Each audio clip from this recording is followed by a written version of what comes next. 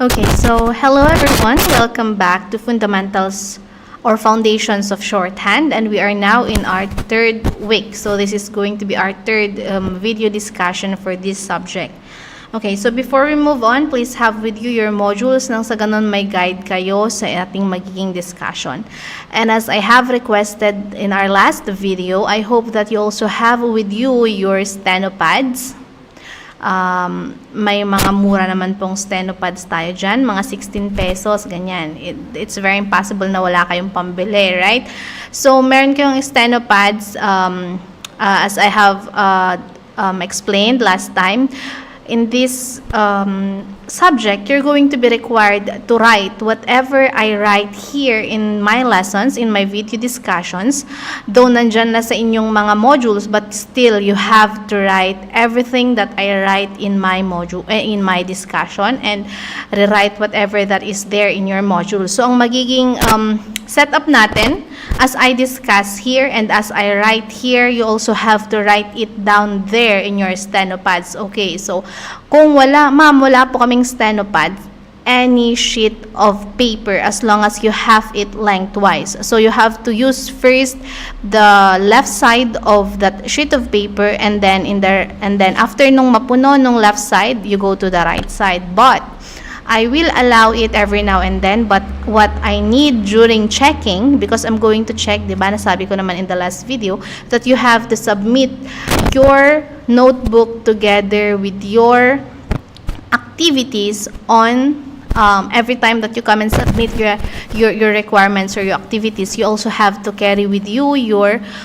steno pad, kung saan kayo nagsulat ng mga kung ano man yung sinulat ko sa discussion during that week.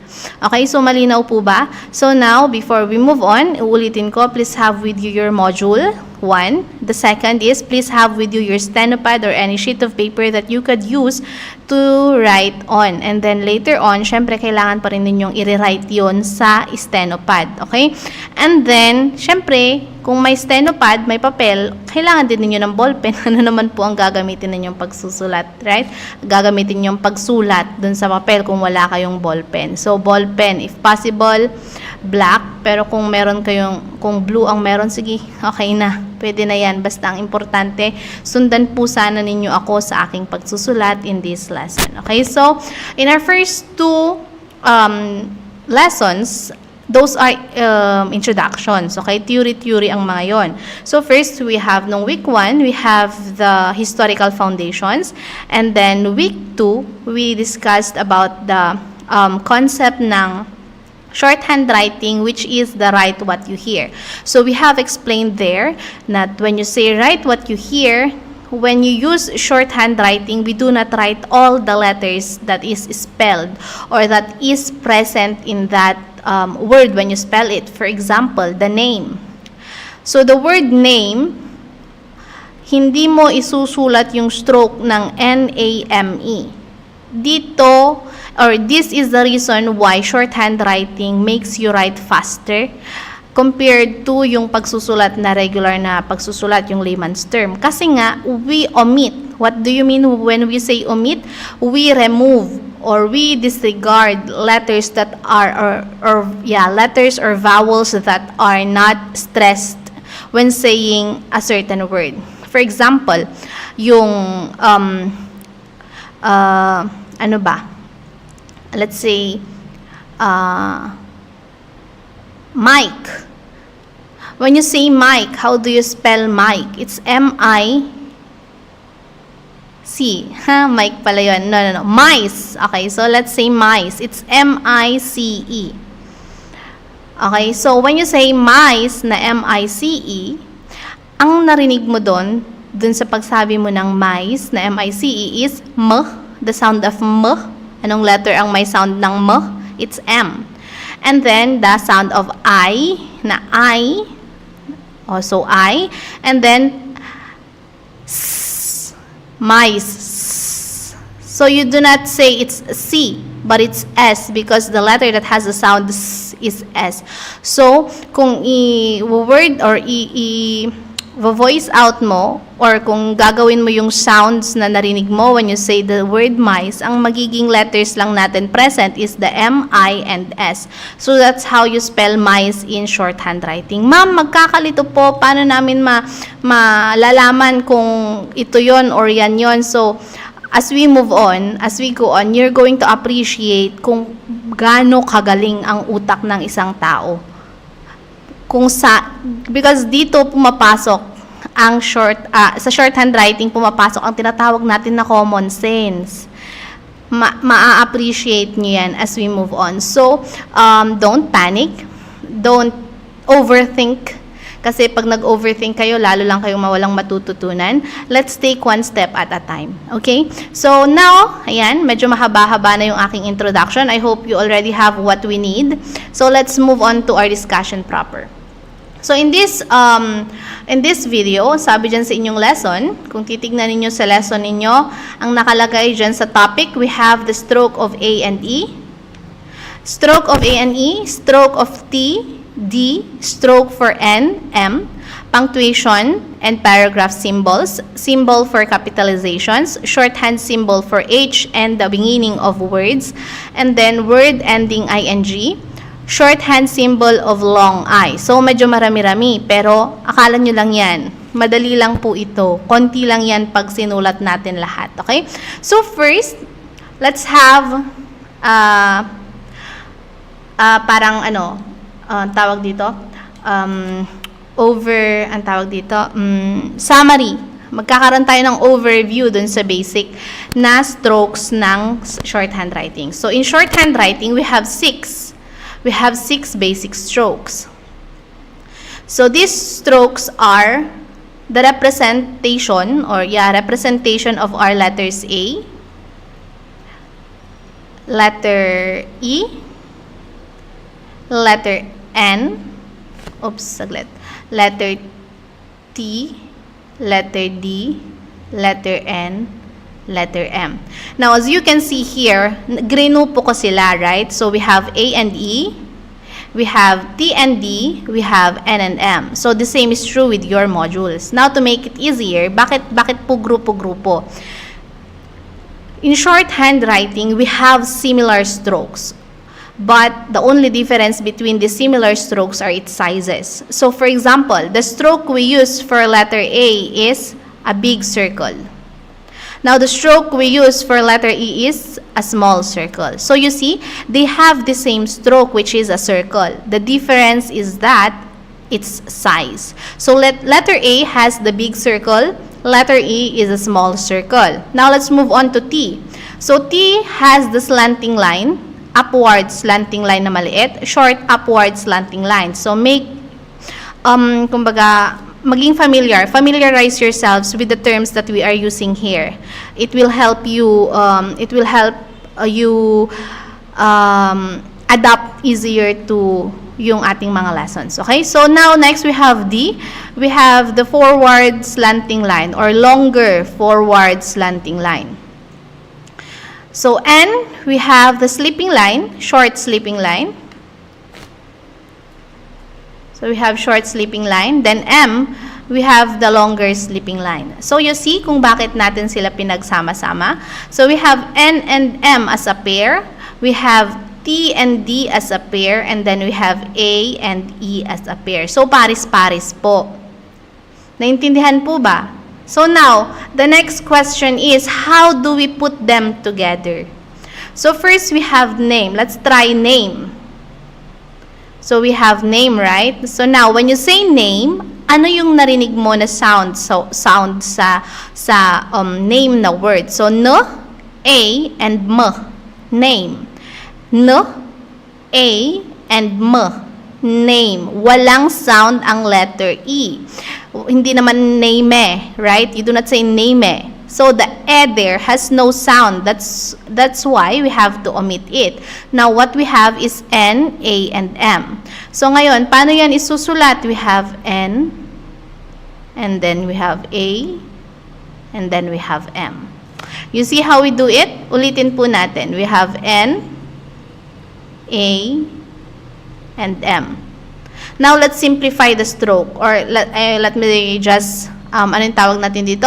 Paghiwa-hiwalayin natin yung stroke. So, we have N, we have A, and then yung M. So, we have N, A, and M. Nakuha po ninyo?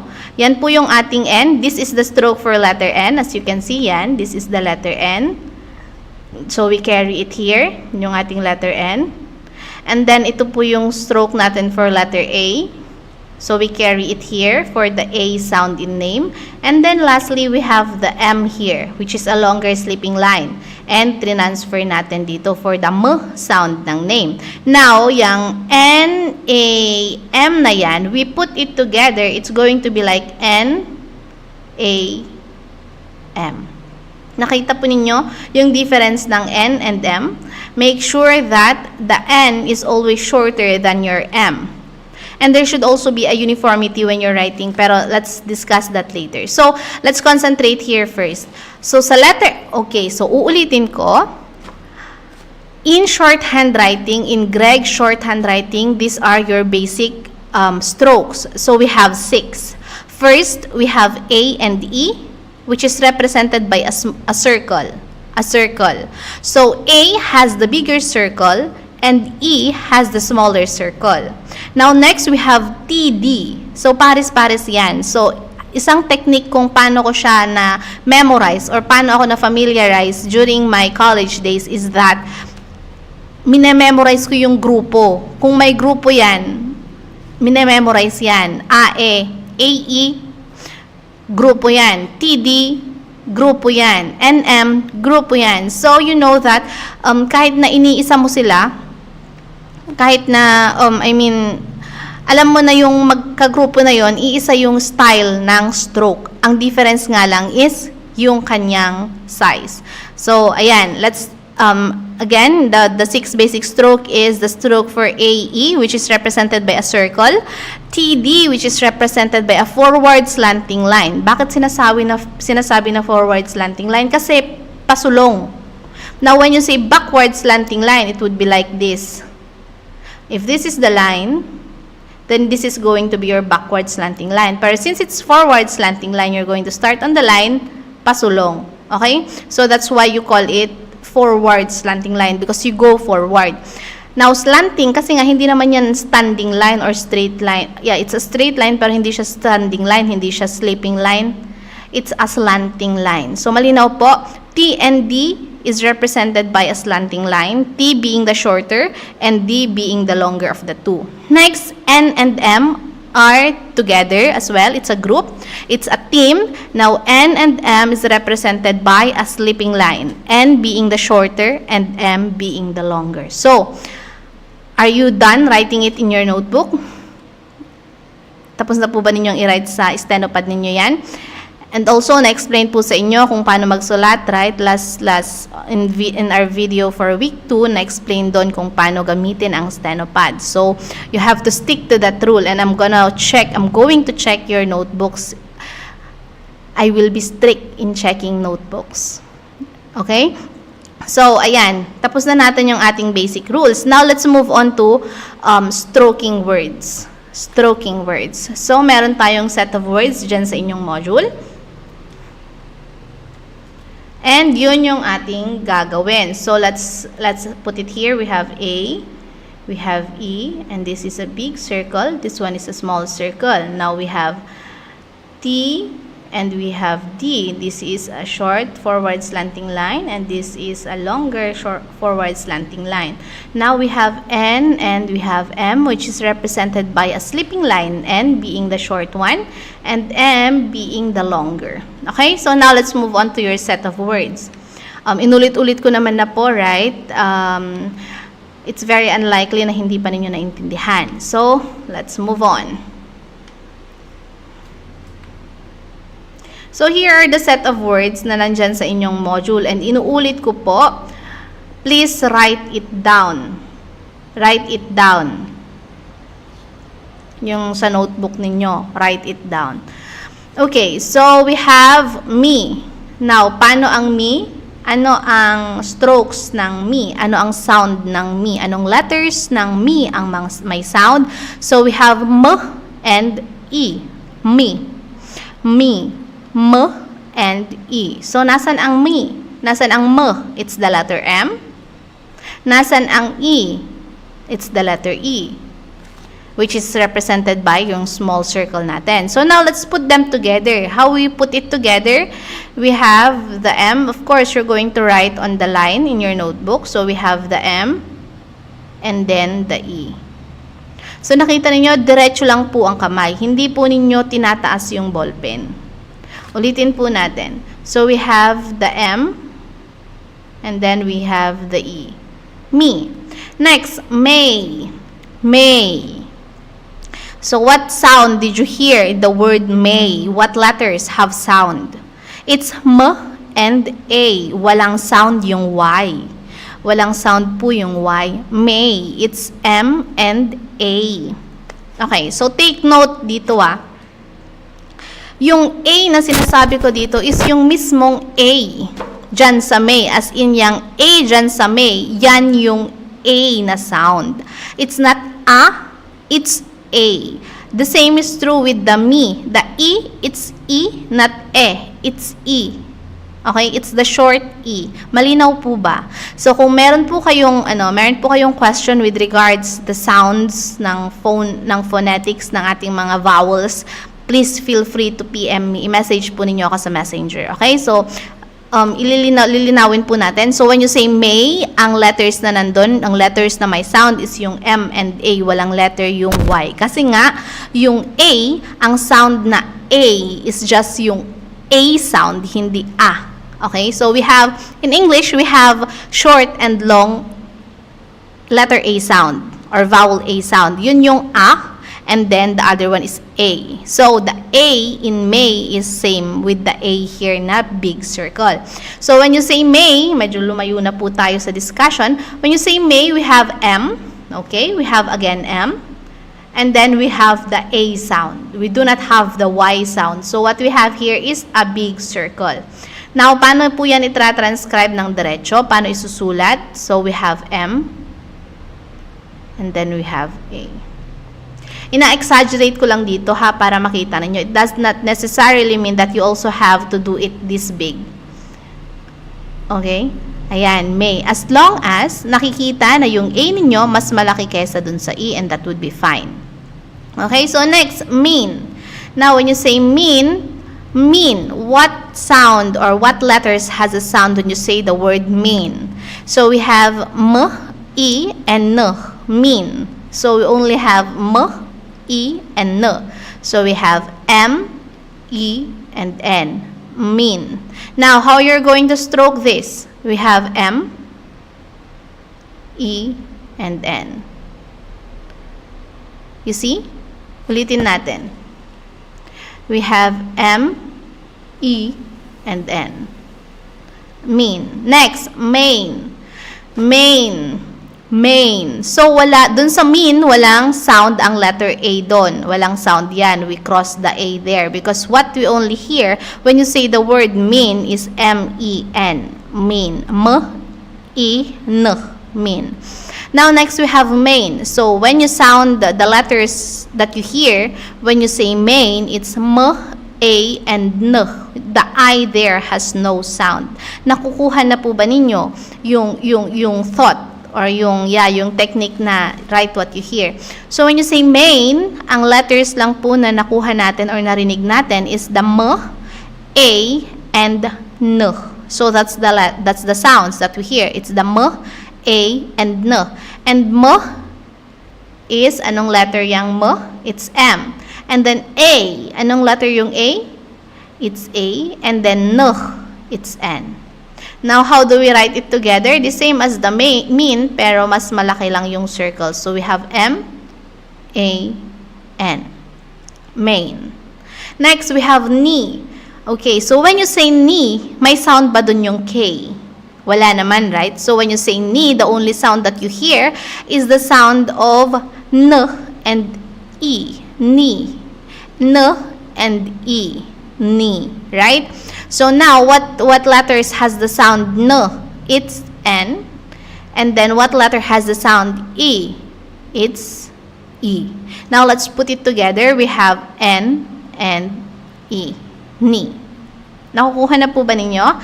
Next, we have aim.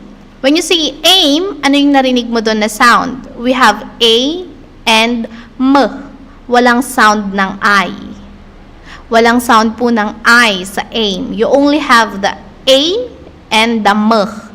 So we have A, which is the big circle, and the M. Aim. Nakukuha po ba? So now, let's put it together. We have A and M. Ulitin natin. We have A and M for aim. Okay, so nakuha po ba ninyo? Now, if you were not able to follow any of my strokes here in this part of the video, then you go backward. Pwede po, that's the kagandahan ng technology. Now, you can repeat and repeat and repeat the portion where you did not understand until you get it right. Okay?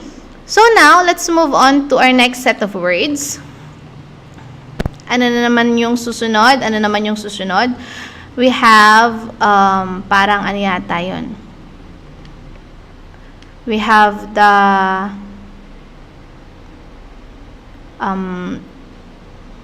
parang T?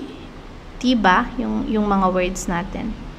I'll just erase this one. Please bear with me. Or let's just repeat it. So next, we have, okay, so I'm sorry for the interruption. Now, let's move on. So, sabi natin, we're going to do the second set of words na nandyan sa inyong module. But before we go there, I'll just need to write it down here again, yung ating mga strokes. So, this is a big circle. This is a small circle.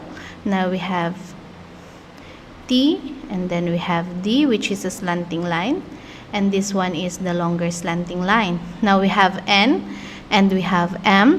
This N is the shorter sleeping line, and M is a longer sleeping line. Now, kauulit ko dito sa pagsusulat-sulat na ito, imposible na lang na hindi pa ninyo maisaulo. Okay, ang dali-dali di ba? A is the big circle, E is the small circle, T is the small slanting line, D is the longer slanting line, N is the sleeping line, M is the longer sleeping line. So, hindi ko na lang alam kung hindi pa ninyo maisaulo. Okay, so the next set of words are this. Nakikita rin nyo sa inyong module that it's more on letter B and letter T. So, ayan, words with T and D. So, first, we have day. Now, when you say day, ano yung maririnig ninyo doon? D and A. So, we have D, and we have A. So, day. Now, we put it together. We have the slanting line here, and then we have the big circle there. So, nakita po ninyo yung day? Now, let's repeat. We have the slanting line, and then we have the big circle.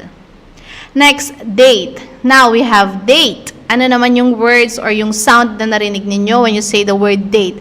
Okay. Isang technique dito, since beginner pa lang naman tayo, we say, though hindi, okay, so kapag ka narinig ninyo na sinabi ko na say date, sabihin ninyo, speak it out loud where you can hear it. And then, try to analyze kung ano yung narinig ninyong word. So, let's do it. Let's try date. Date. Again, say it again. Date. What are the sounds that you hear when you say the word date? Now, try to analyze. Okay, so for me, what I heard is that the, A, and T. The, which is represented by the letter D, which is the longer slanting line. And then the A, which is represented by our big circle. And then T, which is represented by our short slanting line. So this is D, A, and T, which has the sound D, A, and T for the word date. Now, how do we put it together? We have D, we have A, and we have T. So that's date. That is how you write date. Now, next we have did. Did. Now say the word did. Again, did. What are the sounds that you hear when you say the word did? We have D, we have D, we have E, and we have another D.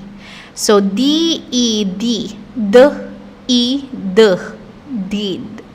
Now let's put it together in one stroke. We have D, E, D. So you see the difference of letter D and letter T and the letter A and the letter E. It should be, ano yung tawag nila dun?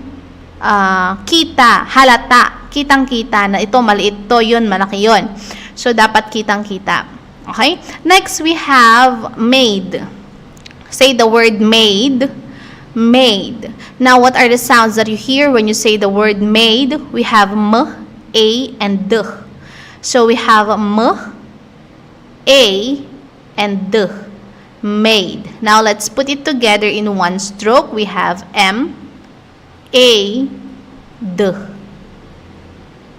Okay, ulitin natin kasi ang pangit. We have M, A, D. You see, ulitin natin. One more time. We have M, A, D.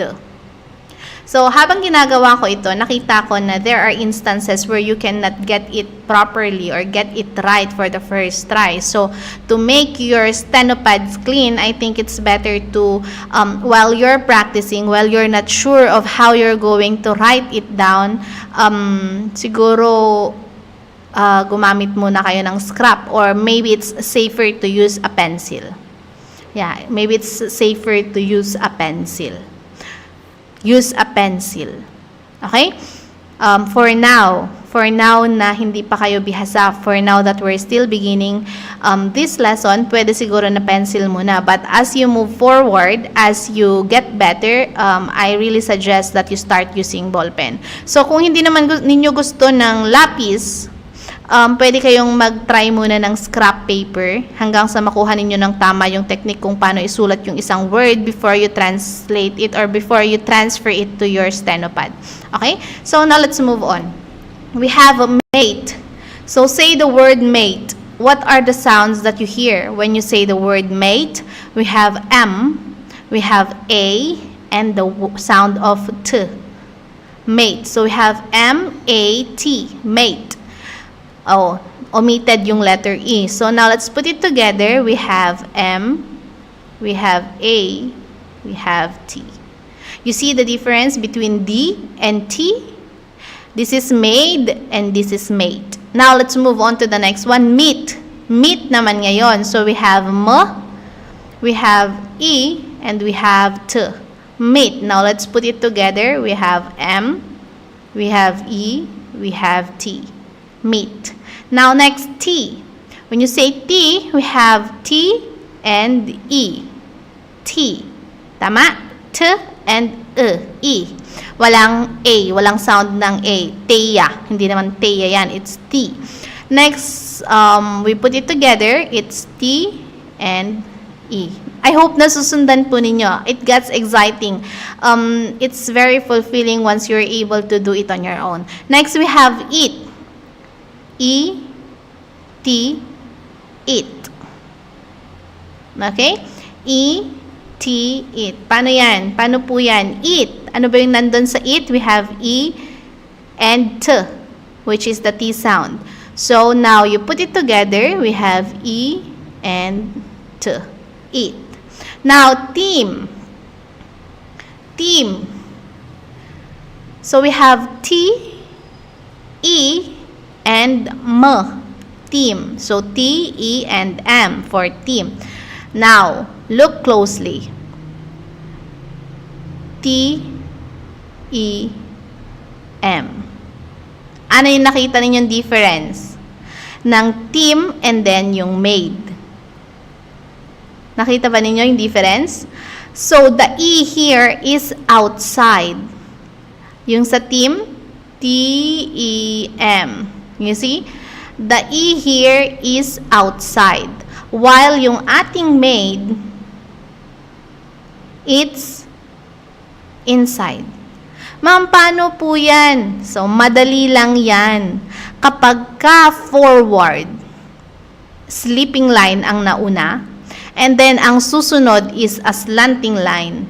Yung position ng inyong circles, may it be A or E or I, since yung I is also a circle, pero hindi pa naman natin natutunan. But, ayan, get my point? Nasa baba before you move upward. Ulitin ko. M and then yung inyong circle nasa baba since yung susunod is pataas.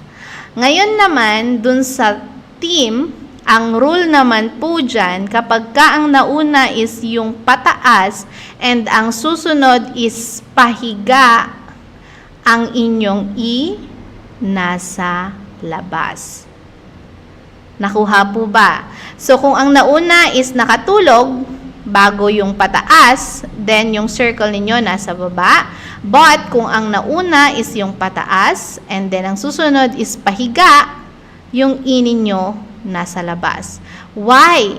Because it makes writing easier and more fluent.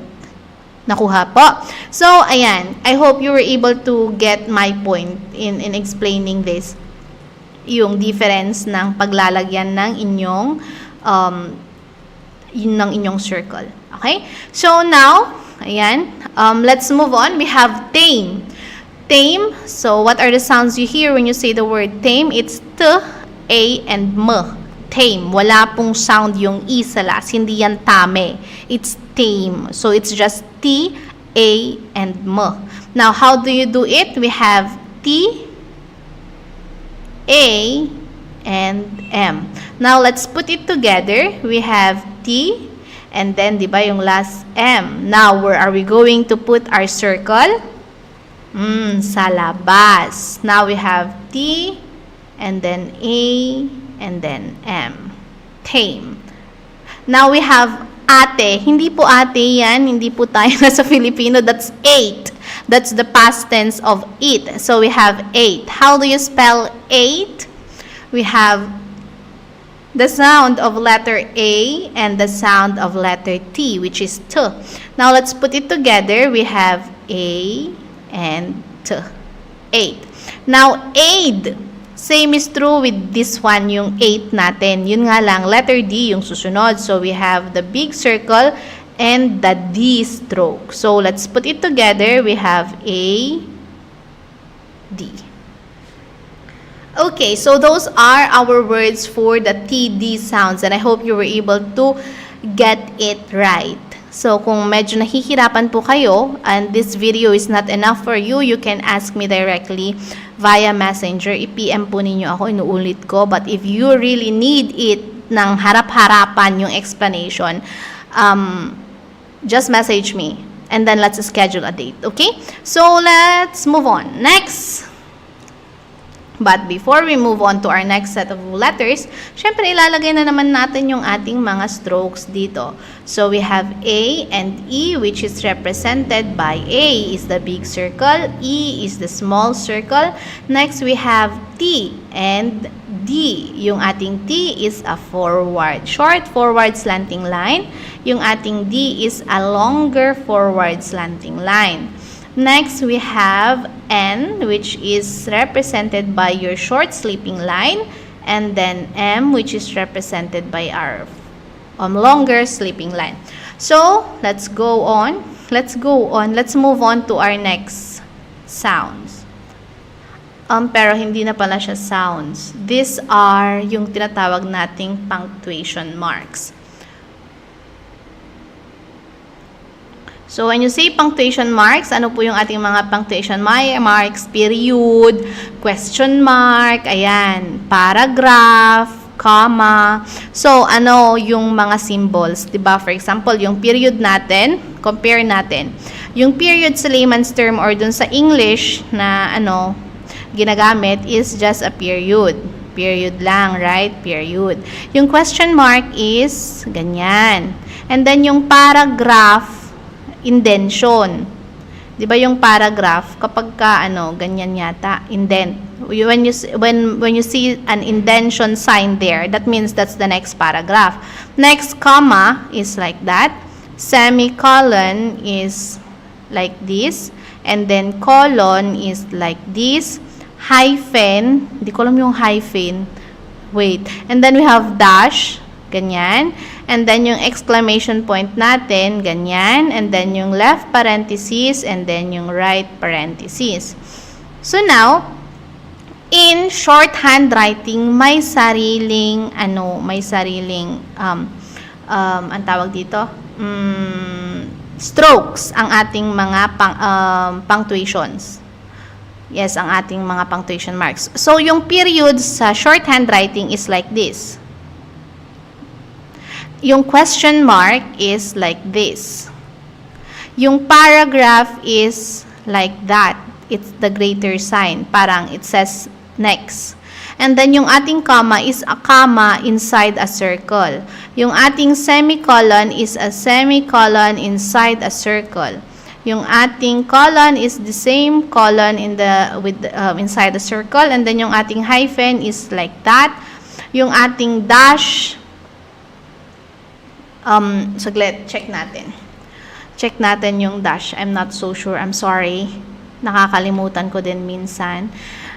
We're not expert on this. Okay, so yung hyphen, ayan. Okay, so yung ating hyphen is short lang pala. So, short lang na dalawang slanting line yung ating hyphen. Short lang. Na yung ating dash, yun yung mahaba. Okay? So, yung ating exclamation point pa rin naman, pero naka-slanting na siya. And then, yung left parenthesis natin, may minus sign sa gitna. And then, yung right parenthesis, may minus sign din sa gitna. So, these are our punctuation marks.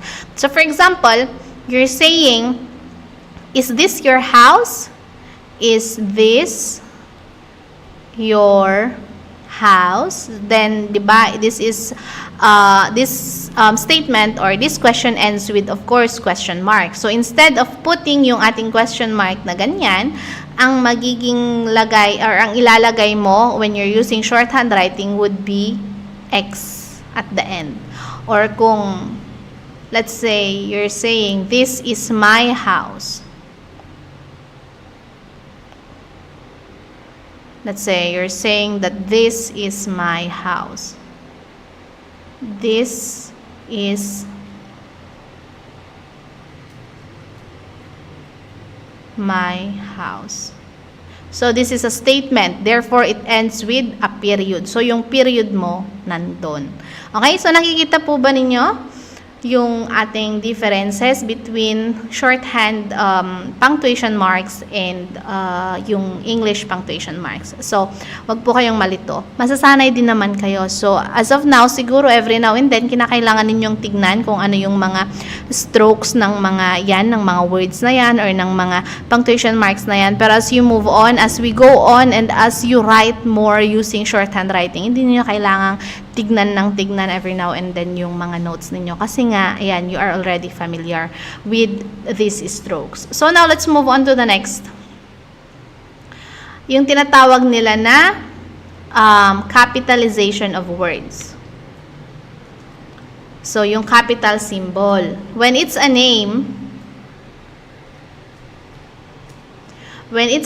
syempre may capital symbol yan. So, ina-explain dyan sa inyong module na kapag ka nag-period ka, pagka, for example, nag-shorthand, nag-stroke ka, right? So, this is your chot, and then may period ka doon. So, understandable na the next word here, since you have a period or whatever punctuation mark you put here, the next word here is already understandable na capital letter. So, it's a capital letter na yan. So, for example, let's say, she yung word mo dito. So, capital letter na she, ganyan. It's a given. Okay? It's a given that if the word is after a punctuation mark, whatever punctuation mark that may be, it's a capital letter. Or it's the first letter is a capital letter in that word. Even if, for example, yung paragraph, ganyan. So, meaning, next paragraph na, diba? So, for example, ito yung sinulat mo, ang dami-dami mong sinulat, and then, choink, ganyan, and then, the same pa rin na ganyan. Pag transcribe mo yan, shorthand, into long handwriting, ang magiging structure niyan is ito yung mga letters mo. And then for example, dito na yung next paragraph. So in your next paragraph, given na yung she, for example, she ulit yung first word ng next paragraph mo, the S is going to be capital letter. Pero what if yung word na may capital letter or yung capital lettered words ay nasa gitna ang tawag dito, ng sentence? Paano kung hindi siya nasa simula, or paano kung hindi after nung mga punctuation marks yung word na kailangan mong i-capitalize? So dito po pumapasok yung sinasabi nating capital symbol. So you have to put a capital symbol under nung word na kailangan mong i-capitalize. So for example, yung ami. Okay, so let's remove these things here. Oops! So we have ami. Yung mi. Now, what sounds did you hear when you say the word ami? So lagay natin dito yung ating mga ulitin ko ulit, no, yung A, E, wag po kayong A is our big circle, E is our small circle, T is our forward slanting line na maliit, and then yung ating D is the forward slanting line na mahaba.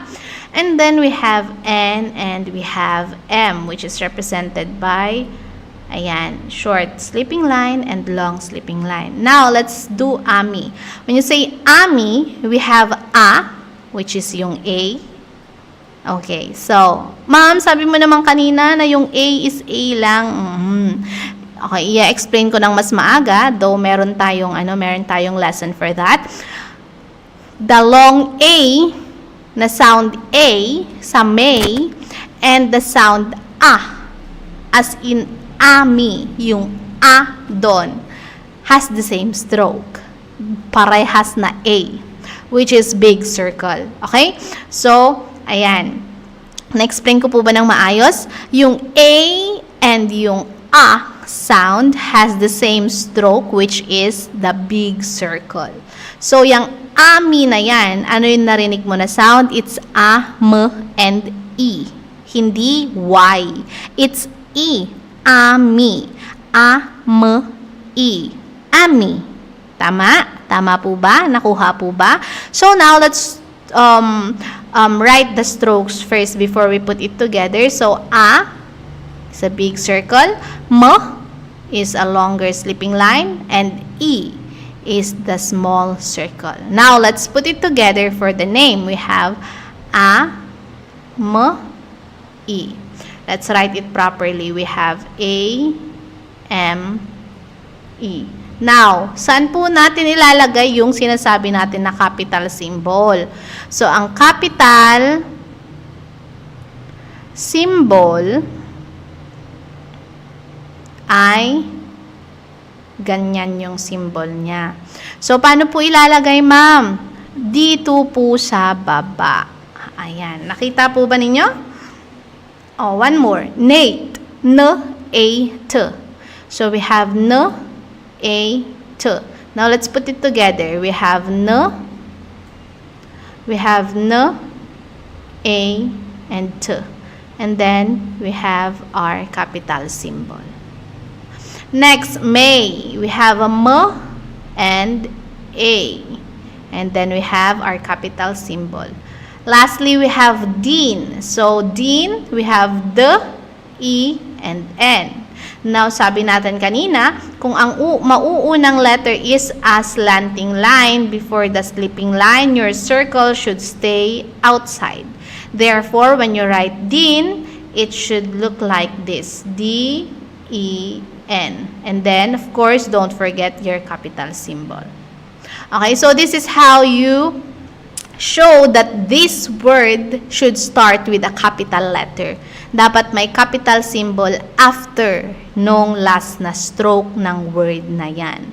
Malinaw po ba? Now, if you have any question, I repeat, please message me. PM po ninyo ako via Messenger. Okay? So now, let's move on to our next part of the lesson. Medyo mahaba-haba po yata yung ating lesson. Now, ayan, we have another set of pairs. So in here, ayan, we have 6 pairs, right? Because we've learned about the 6 basic stroke, which is the A, E, T, D, N, and M. Now let's move on to another set of strokes, which is our H and yung ating ING. So, yung ating A is a big circle, yung ating E is a small circle, yung ating T is a slanting line, yung ating D is a longer slanting line, yung ating N is a shorter slipping line, and then yung ating M is a longer slipping line. Now, paano naman po yung H? H is represented by a period. Paano naman po yung ING? ING is also represented by a period. Ma'am, paano na po yan? Paano po namin madidistinguish kung H po ba yan or ING? So, in the English language, you do not have a sound of H if it's in the ending of a word. For example, ano ba yung mga word na may H? So, parang parang nagbuga ka lang ng hangin kapag ka may H sa last.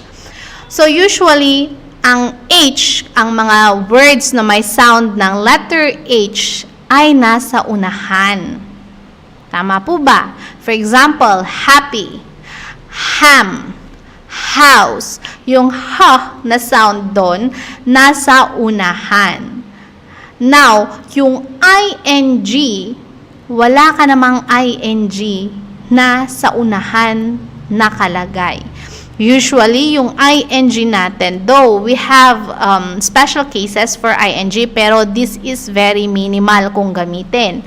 Yung ING natin, for example, hipping, clipping, yung ing doon na ING is always at the end of the word. Nakukuha po ba ninyo? Kaya ngayon, kung yung period nasa unahan ng word or ng stroke mo, that means I. H yan. Pero kapag ka yung period nasa hulihan ng word or nung strokes na trinatranscribe mo, that means I. ING yan. Nakuha po ba ninyo? So, the period at the beginning of the word that is stroked is letter H, and the period that is located at the end of the word or at the end of the strokes is understood as ING. Okay? So, itry po natin. So, yun yung first set ng words natin for H is, iba. Hindi ko pa pala na-copy. Sorry naman. So, we have here, ayan. So, we have he. Number 1, he. How do you do he? So, ulitin ko po, hindi. Dugtungan ko lang na kapag ka nagtra-transcribe kayo ng word na may letter H, nahuhuli po yung H na nilalagay. So, let's say, for example, he. So, yung inyong he is represented or yung sound na maririnig mo when you say he is H and E. So, yung H natin is represented by a period and then yung E is represented by a circle, a small circle. Now, let's try to transcribe it ng diretso. We have E and then we have H. That is how you write it. Next, we have heat. Now, if you were not able to get it right the first time, do it again. Next, we have heat. So, we already have H, E. Now, let's add T. Heat. Now, let's try putting it together. So, sabi ko, huli ang E. Ang H pala. Okay, so we have heat. Ulitin natin. We have E and T and then we have H. So, that's how you do heat. Next, we have hate. Hate. Ano yung sound doon when you say hate? We have H, A, and T. So we have H, A, and T. Now let's put A and T first before we add H. And now another reminder, please make sure that your period is very near to your body of strokes. Wag nakahiwalay kasi meron din tayong stroke na nire-represent ang period na nakahiwalay sa katawan ng stroke. So make sure that when your stroke is letter H, ilapit ninyo ng konti para maging obvious na iisang word yan. Nakuha po ninyo? Okay, so now let's move on to our ing. For you to be able to see the difference, hindi ko na muna i-erase yung H churva na yan. So, here are your words. Okay. So, first we have heating. Nandyan na yung heat, right? So, kopyahin. Kopyahin na lang natin yung heat na yan. E, T, and then yung ating H, and then let's add yung ing.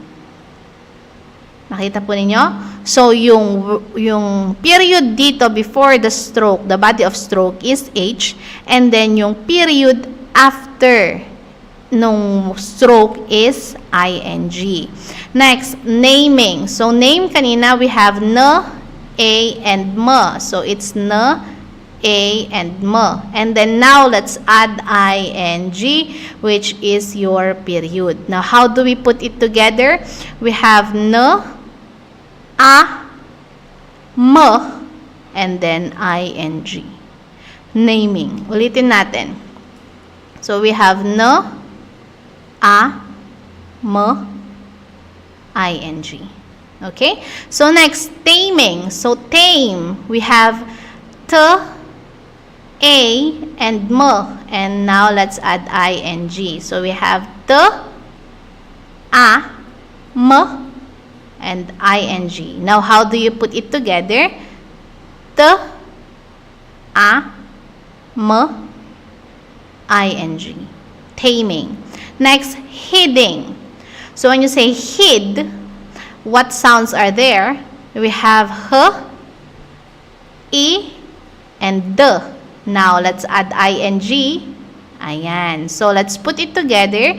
We have E and D first before we add the H and before we add the ing. So, that is how you stroke hiding. Now, if you were not able to get it right, ulitin po ninyo yung part na yon kung saan ko ginawa kanina yung hiding hanggang sa makuha ninyo ng tama. Next, we have dating. So, date, we have the A, T, and then ing. So, how do we do it? We have to put the D, and then the A, and then the T. Oopsie, sorry, pangit. We have to do the D, A, T, and then we have the ing. Okay, so nakita po ba ninyo yung difference? We still have another set before we move on to our next stroke. So, we have another... I know we're done now. I think this is the end. Okay, so, refresh muna. So, we have, ano na yung napag-aralan natin in this video? We have A and E, T and D, N and M, H and ing, and now, lastly, last part ng ating discussion for today. Ulitin natin. We have A and E, A being the big circle and E is the small circle. We have T and D, which is represented by yung ating slanting line. Ayan. And then we have N and M, which is represented by our sleeping line. We have H and ing, which is both represented by a period. H being at the first of the word, and then ing being at the last part of the word. Now, we also have our letter I. So, when I say I, hindi po yung I sa word na tin. This? No, it's not. The I that I'm talking here is the long I, which is located located in the word time. So, it's the long I. Yung I mismo na sound. Tulad nung kanina, di ba? Yung A mismo na sound sa may, yun yung big circle. Ngayon, yung I mismo sa time, the I sound, is represented by a broken big circle. Ayan. Ganyan po. So, may tatlo tayong circle. We have the A, the E, and the I. Big circle na broken. So, yan yung I. Okay? So, tignan natin kung paano siya trinatranscribe. Erase muna natin to. Okay, so paano ba siya trinatranscribe? So, let's try these words here. Okay, so we have high. In the high, ano yung narinig mo? It's H and I. Now, let's put high. We have I and H. Lapit natin ng konti. Okay? Now, my. My, we have M and I. Now, paano siya i-stroke as one? We have M and then yung ating I. Nakita po ninyo yung broken doon? Ayan, broken circle. Next, might. So, we already have M and I for might. Let's just add T for might. Now, we have M, I, T. Might. Ulitin ko. We have M, then we have I, T. Might. Next, mine. So, let's change this one to N. Kasi diba, M, I, and N. Now, how do we put it together? We have M. We have M. We have I. Then we have N. Now, this is the special trait ng ating I dito. Yung broken line na nasa loob, yung line na yan na nasa loob, can move you can move it para nang sa ganun, mas mapadali yung pagsusulat mo nung next na stroke. So, you see here, yung ating might, yung stroke is pababa kasi yung susunod is pataas. Ngayon, dito naman, nandun siya sa gilid kasi yung susunod is forward. Nakita po ninyo? Try ko po. Tingnan po ninyo yung ating might. So, we have, lakihan ko para makita ninyo. So, we have might. Ulitin ko yung might. M, I, T. Might. Now, let's do mine. We have M, I, N. Nakita po ninyo? So, nalilipat yung line na nasa loob ng circle. Nalilipat yan. To make it easier for you to write the next stroke. Okay? So, next we have tie. We have T and I. So, how do you put it together? We have T and I. Okay? Night. N, I, T. Okay? So, nakita po ninyo, mas mahaba yung M dun sa N.